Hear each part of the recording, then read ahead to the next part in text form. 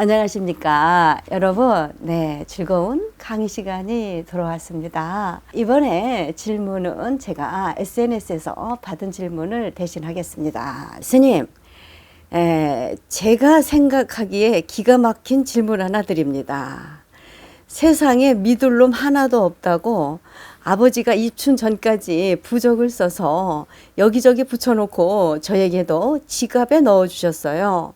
지금까지 아버지 부적이 소원대로 됐다면 올해도 가져다니지만 10년 동안 2번 딱 맞았어요. 그런데 아버지 하시는 말씀이 야 임마, 웬만한 철학관에서 돈 주고 써준 부적보다 아버지가 준 부적이 더 재수가 좋다고 하시면서 주셨는데 스님 이것을 가져다녀야 하는지 궁금합니다. 여러분이라면 어떻게 생각을 하시겠습니까?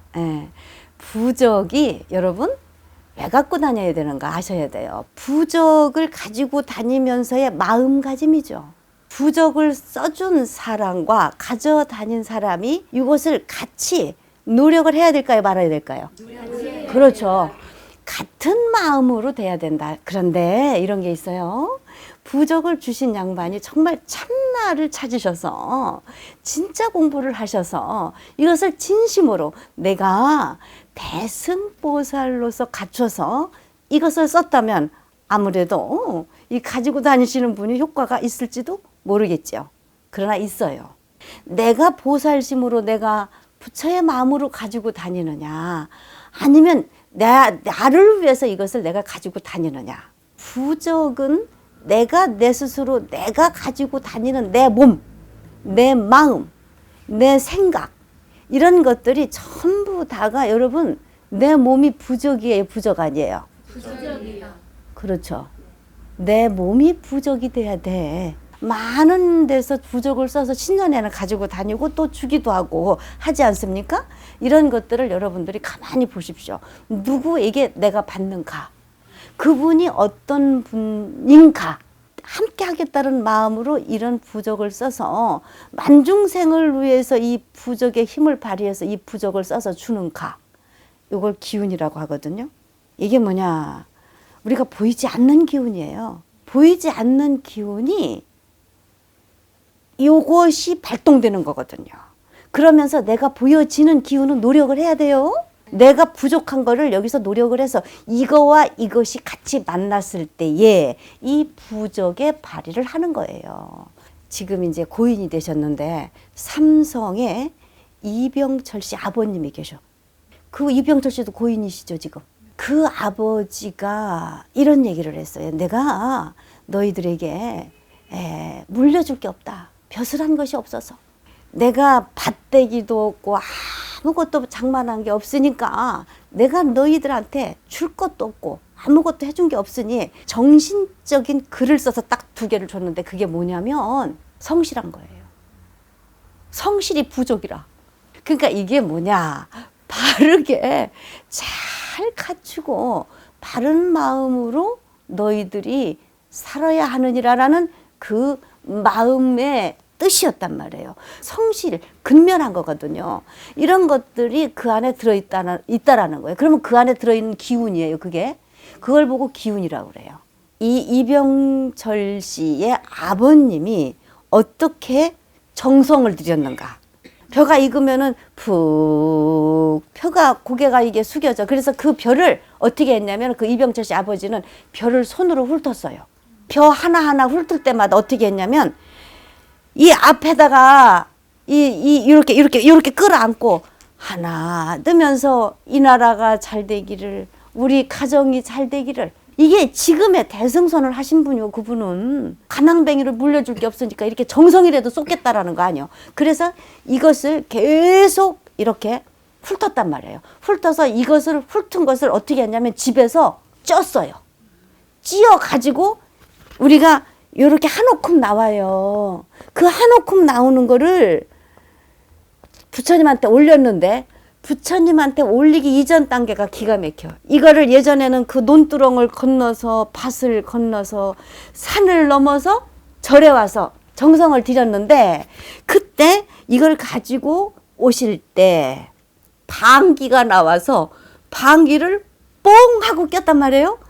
꼈을 때 어머나 한 거예요.